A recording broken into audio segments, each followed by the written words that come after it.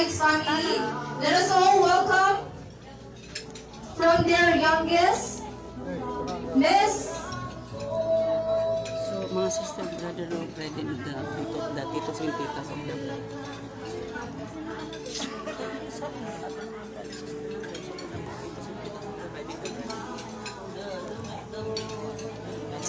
And now, we have the brothers and sisters of our bride. We have to be followed by the titos and titas of our bride.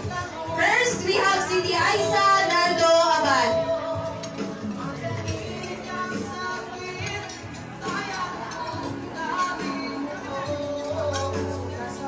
Sila yung si. To be followed by Abunawas Nando Abad. Ito minita gurun sa ungaran ni sige na. Next is Samra Nando Abad.